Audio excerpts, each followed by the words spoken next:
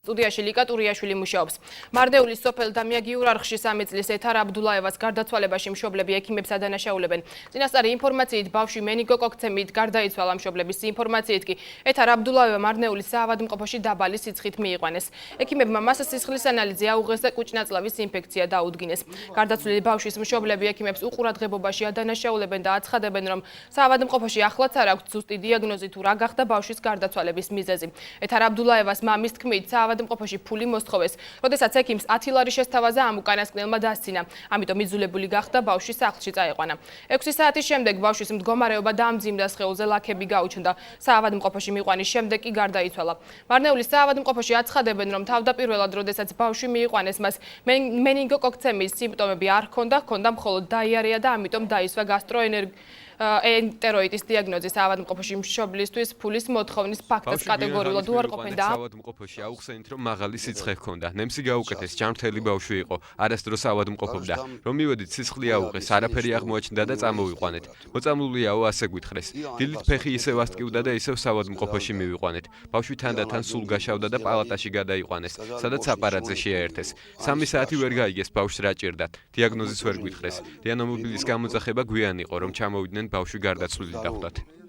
ბავშვი იყო შემოსული დაახლოებით 12 საათზე. ნახა მორიგე ექიმმა დაესვა დიაგნოზი ნაწლავური ინფექცია. სავარაუდოდ გამომწვევის დადგენის გარეშე და მშობლებმა კატეგორიული უარი განაცხადეს ჰოსპიტალიზაციაზე და ხელწერილი საფუძველზე დატოვეს საავადმყოფო. და ამის შემდეგ დაახლოებით 8 საათზე დილით შემოვიდა, მიიღო იგივე მორიგე ექიმმა, მძიმე მდგომარეობაში, კრიტიკულ მდგომარეობაში იყო შემოსული, დიაგნოზი სეპტიური შოკით იყო შემოსული. უკვე ჩამოყალიბებული იყო პოლიორგანული უკმარისობა და დაესვა დიაგნოზი სეპტიური შოკი, მენინგოკოქცემია და გულის გაჩერება.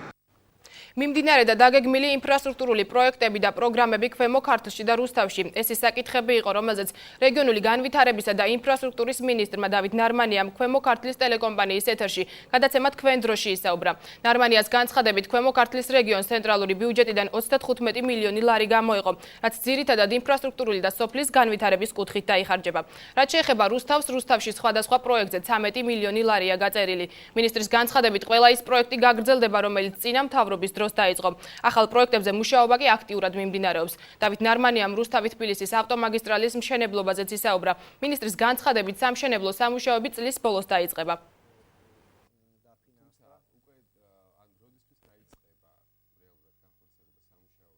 რეგიონებში განსახორციელებელი პროექტების ფონდი, რომელსაც ფინანსთა სამინისტრო განკარგავს და ჩვენი სამინისტრო, ასე ვთქვათ, უწევს ადმინისტრირებას სხვადასხვა ადგილობრივ თვითმმართველობებში, კონკრეტულ პროექტებთან დაკავშირებით გადაწყვეტილება მიიღო რეგიონული განვითარების სამთავრობო კომისიამ, რომელსაც ჩვენი სამინისტრო ხელმძღვანელობს და სხვადასხვა სამინისტრო არის წარმოდგენილი როგორც წევრები. ჩვენ გავაგრძელეთ წინა ხელისუფლების პირობებში დაწყებული პროგრამები, მაგალითისათვის თქვათ, ეს იყო კულტურისა და დასვენების პარკის რეაბილიტაცია, ეს იყო შიდა კვარტალური გზების და ეზოების მოწესრიგების სამუშაოები და ლიფტების რეაბილიტაციის პროექტები. ანუ ეს 3 პროექტი იყო გარდამავალი და დამატებით დავაფინანსეთ 6 ახალი პროექტი. ეს არის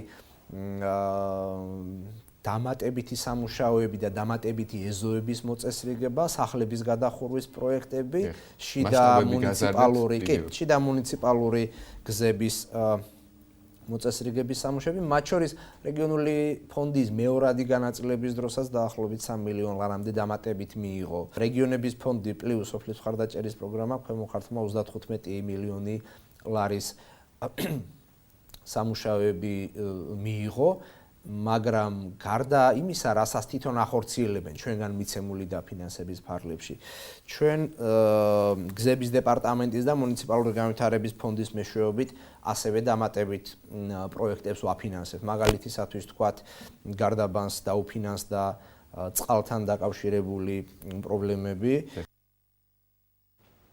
კონკურსის ვიცოდეთ ჩვენი ქალაქის ისტორია გამარჯვებული მეოთხე საჯარო სკოლა გახდა. ჟივლი შარტავას სახელობის სკოლამ გამოსაშვებ გამოცდებშიც საუკეთესო შედეგები აჩვენა. დამამთავრებელი კლასის 13 მოსწავლეს ქალაქის პირმა და მერის მოადგილემ გამარჯვება მიულოცეს. სკოლას კი წარმატებები უსურვეს. რუსთავის ისტორიულ მუზეუმში კონკურსში მონაწილე ყველა გუნდს სამახსოვრო სიგელები, გამარჯვებულებს კი ფასიანი საჩუქრები გადაეცათ.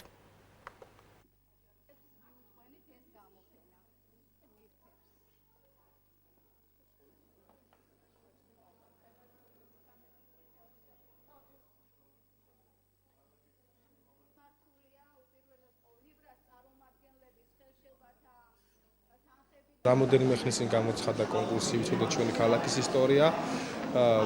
მონაწილეობდა ბევრი სკოლა, ახალგაზრდები თავის პედაგოგებთან ერთად.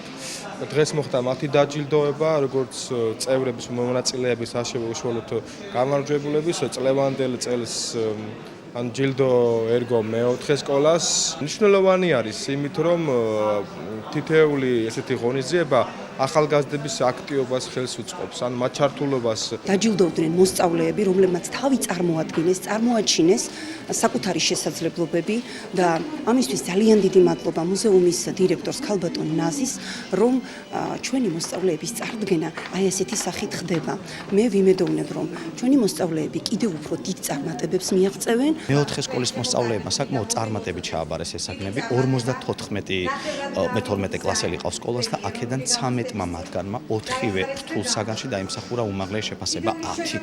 ხოლო 8 მოსწავლემ გარდა ამ 13-ისა მიიღო უმაღლესი შეფასებები 4 საგნიდან 3 10-იანი და 1 9-იანი. ეს რა თქმა უნდა მათი მასწავლებლების, მათი მშობლების და ამბავშვების წლების განმავლობაში გაწეული შრომის დიდი დამსახურება, რასაც მინდა რომ მიულოცო მათ. გარდა ამისა, რუსთავის მეოთხე სკოლის მოსწავლეებმა წელს მეორედ მოიპოვეს ქალაქის ისტორიის სიმბოლო კლიო, რომელიც ქალაქის მუზეუმის ღონისძიებით ხდება ხოლმე ამის გადაცემა და მათაც მინდა მიულოცო და მათ მასწავლებლებს ლია მურსერიძეს აშტი წარმატება. ძალიან მოხარული ვარ და გავიმარჯვენ. და ახლა ძალიან მოვუწევთ ჩვენი გუნდი. ჩვენ ძალიან დიდი შრომა ჩავდით თამაში, ძალიან მემზადებოდით, მართალია ძალიან მცირე პერიოდი ქონდა, ასე რომ რაღაც 3 დღეში მოახერხეთ ეს ყველაფერი. მივიღე საათისთავად გამოცდებში მონაწილეობა. ჩემი აზრით საკმაოდ რთული იყო ეს გამოცდები, მაგრამ ჩვენმა სკოლამ დაძლია ძალიან კარგად. 4 საგანში მივიღე 10-იანი და ძალიან გახარებული ვარ ამის გამო. რუსთავის გიგა ლორთქიფანიძის სახელობის მუნიციპალურ თეატრს ახალი სამხატვრო ხელმძღვანელი და მმართველი ხავს. მმართველის თანამდებობაზე ლალითა ბაგარი, ხოლო სამხატვრო ხელმძღვანელად ლევან სვანაძე დაინიშნა. მსჯელობის შედეგად სარეკომენდაციო საბჭომ, რომელიც ცნობილი ქართველი მსახიობებისა და რეჟისორებისგან შედგებოდა, რეჟისორი ლევან სვანაძე სამხატვრო ხელმძღვანელის თანამდებობაზე ერთხმად დაამტკიცა. რუსთავის დასსა და მოწვეულ სტუმრებს ხელმძღვანელი პირები დღეს საკრებულოს თავმჯდომარის მოადგილემ ლეილა აფციაურმა წარუდგინა.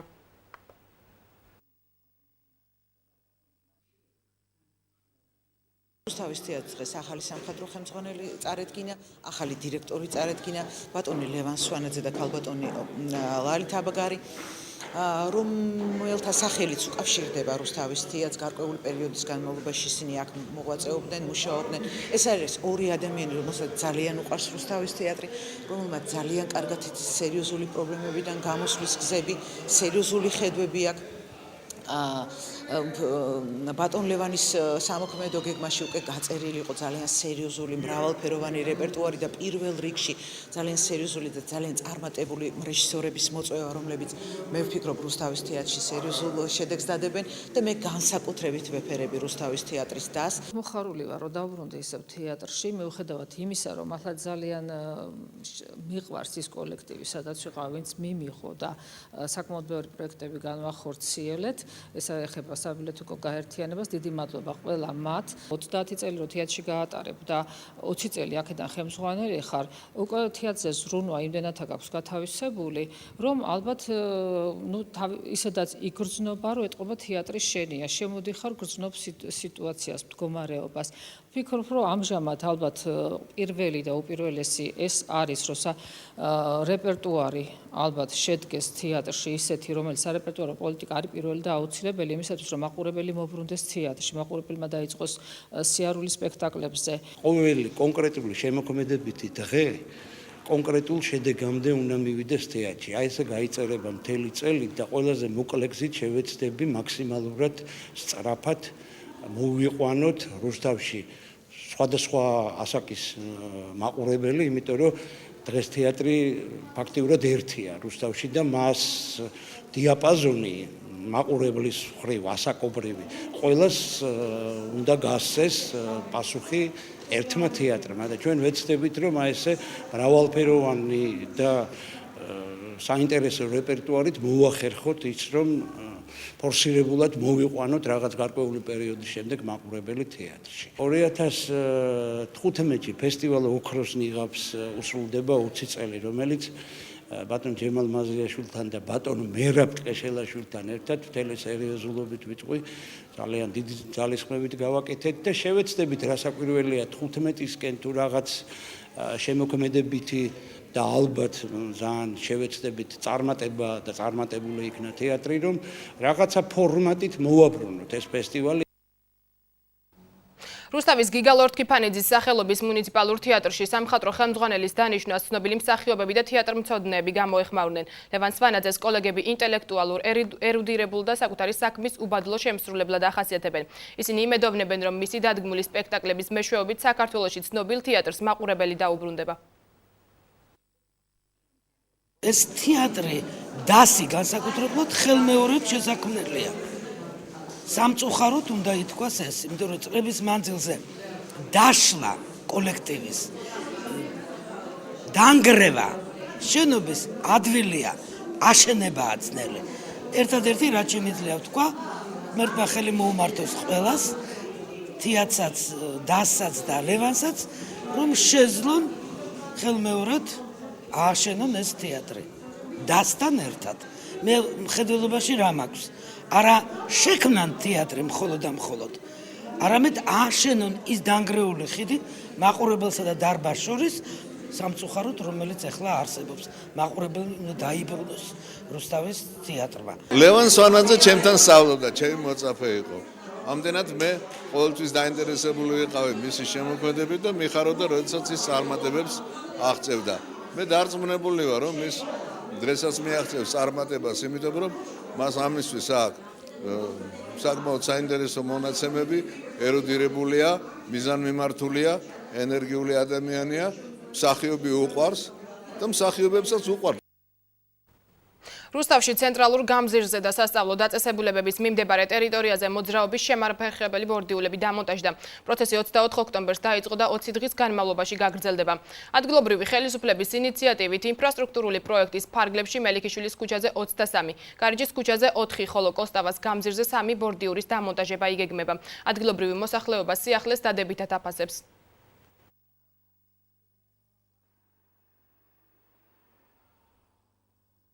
ქალაქში მოძრაობის შემაფერხებელი ბარიერების მოწყობა უშუალოდ მოსახლეობის მოთხოვნის საფუძველზე ხდება. ეს საკითხი აქტიურად წამოიჭრება ხოლმე, როდესაც ჩვენ მოსახლეობასთან ხვდებით ხოლმე. მოსახლეობას აწუხებს ეს საკითხი და მინდა გითხრათ, რომ აქედან გამომდინარე ჩვენ მივიღეთ გადაწყვეტილება, რომ ეს შემაფერხებელი ბარიერები მოგვეწყო ცენტრალურ ქუჩებზე. ძალიან სასიხარულოა და აქამდეც უნდა ყოფილიყო, იმიტომ რომ ისი ძალიან დიდი გადასასვლელია ბავშვებია თუ ჩვენ ვართ, უყველა ძალიან გვიჭირდა გადასვლა და ხშირი იყო ავარიები ძალიან. ძალიან კაი რამე გაკეთდა. იმიტომ ჩვენი ხალხი რახან გზები კეთდება, უნდა დადიან 100-ით ქალაქში, 150-ით. აქედე ბავშვები დადიან. ეგ ძალიან კაი რომ გაგმეგესალმებით. გვეშინია გადასვლა, რომ გიდა. ესე უკვე ცოტა შეფერხება იქნება ნელა-ივლიან. რუსთავში მუნიციპალური ტრანსპორტით სარგებლობისთვის სამგზავრო ბარათების გაცემა 1 კვირაა მიმდინარეობს. რუსთავის მერიისა და ლიბერტი ბანკის ერთობლივი პროექტი მიზნად მგზავრობის პროცესის გამარტივებას ისახავს. ბარათების მიღება მოქალაქეებს ლიბერტი ბანკის რუსთავის ფილიალებსა და სხვადასხვა სუპერმარკეტების ქსელში უფასოდ შეეძლებათ. რაც შეეხება იმ მოქალაქეებს, ვინც ამ დრომდე შეღავათებით სარგებლობდნენ, მგზავრობის ხარჯებს სახელმწიფო აუნაზღაურებს. სიტიფას ბარათის ფლობელს შეუძლია ავტობუსებში სპეციალურად დამონტაჟებულ ტერმინალზე ბარათის შეხებით გადაიხადოს მგზავრობის ღირებულება. გარდა ამისა, სიტიფას ბარათის ფლობელს შეუძლია მიიღოს 50%-ამდე ფასდაკლება 100-ზე მეტ მერჩანტთან, რომელთაც სიად შეგიძლიათ იხილოთ ვებგვერდზე ChipG და შეღავათიანი ტარიფებით გადაიხადოთ კომუნალური გადასახადები. ამ ეტაპზე ბარათების მიღება უკვე შესაძლებელია ნებისმიერ ფილიალსა თუ სერვის ცენტრში, რომელიც ქალაქ რუსთავშია განთავსებული. ქრონიკა პირდაპირ ეთერში განაგრძობს მუშაობას. კომპანია რუსთავის წყლის მეორე აწევის სატუმბო სადგურიდან იაღლუჯის რეზერვუარამდე მიმწოდებელი 700 მმ-იანი წყალსადენის სარეაბილიტაციო სამუშაოების წარმოებასთან დაკავშირებით 31 ოქტომბერს რუსთავის მოსახლეობას სასმელი წყლის მიწოდება შეუწყდება. როგორც კომპანიაში განმარტავენ, სასმელი წყლის მიწოდება მარცხენა სანაპიროს მოსახლეობისთვის შეწყდება დილის 10 საათიდან საღამოს 22 საათამდე, ხოლო მარჯვენა სანაპიროს სასმელი წყლის მიწოდება შეეზღუდება 31 ოქტომბერს დილის 10 საათიდან 1 ნოემბრის დილის 6 საათამდე. შეზღუდული პასუხისმგებლობის საზოგადოება სოკარ ჯორჯია გაძიკახეთის რუსთავის სერვის ცენტრი მოსახლეობას აფრთხილებს. ზამთრის სეზონის დადგომასთან დაკავშირებით მიმდინარე წლის ოქტომბრის თვიდან რუსთავის ცენტრი მოსახლეობის გაზდანადგარების ტექნიკურ დათვალიერებას იწყებს. უბედური შემთხვევის თავიდან აცილების მიზნით გთხოვთ გამოიჩინოთ გულისხმიერება და ჩვენი თანამშრომლების გაზდანადგარებთან დაშვება უზრუნველყოთ აცხადებენ კომპანიაში.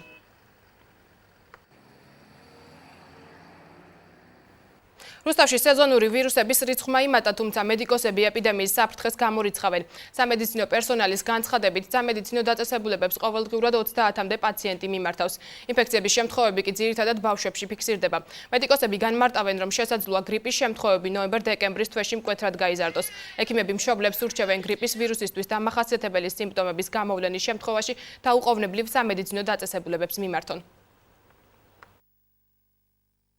ვირუსული ინფექციების მატებას რაღაცა განსაკუთრებულს ჯერჯერობით ადგილი არ აქვს, არის ჩვეულებრივი სეზონური მატება. ეს დაიწყო დაახლოებით ოქტომბრის დასაწყისიდან სექტემბრის ბოლოს და გამოიწვია ძირითადად ბაღების დაწყებამ, იმიტომ რომ მოხდა კონცენტრირება აი ამ ბავშვებისას და ეს ყოველთვის ასეა.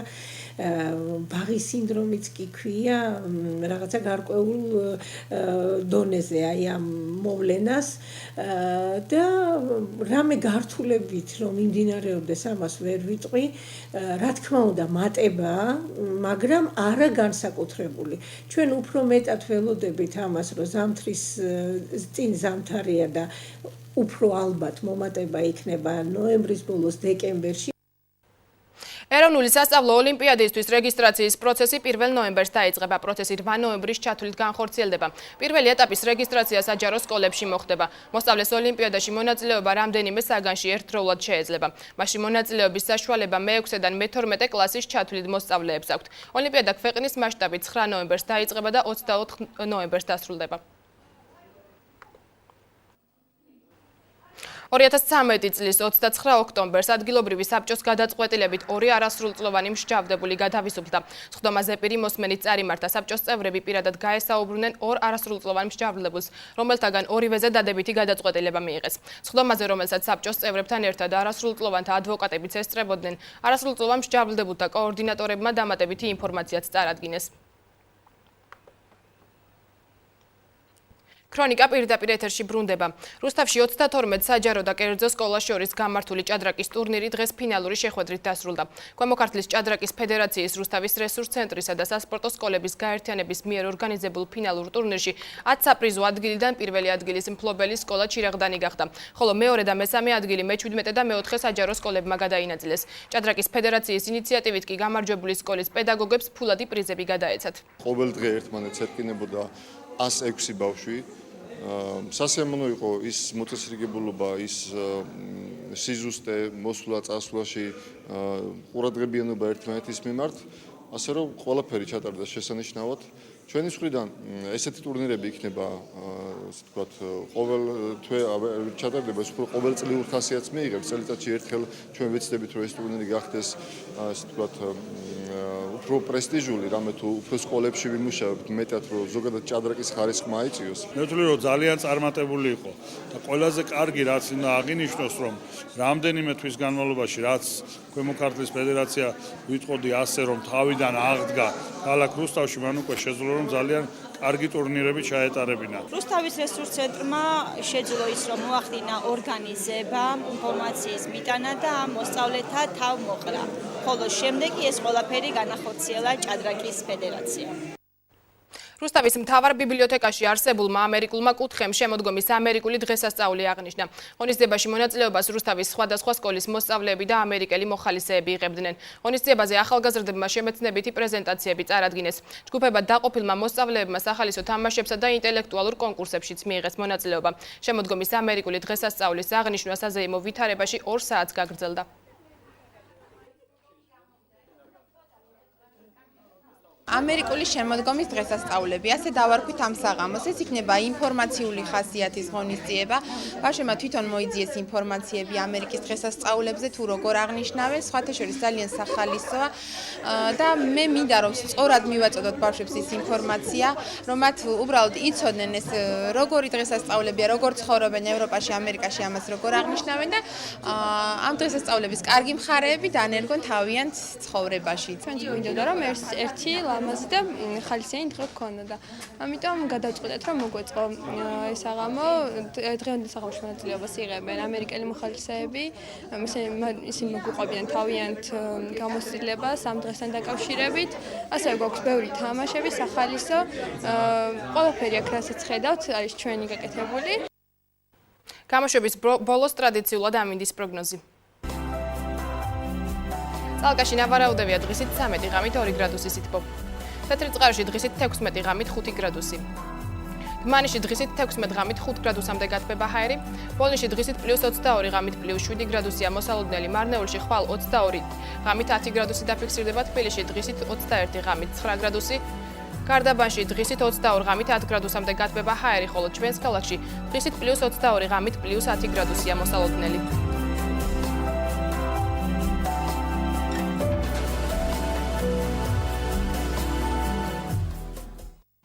მე შეგახსენებთ, რომ ქრონიკის დასრულებისთანავე გადაცემა რუსთავის ადვოკატი ეთერში, რომლის მთავარი თემა არასრულწლოვანთა უფლებები იქნება, ასე რომ დარჩით ჩვენს არხზე. მე კი მომავალ შეხვედრამდე გემშვიდობებით, დროებით.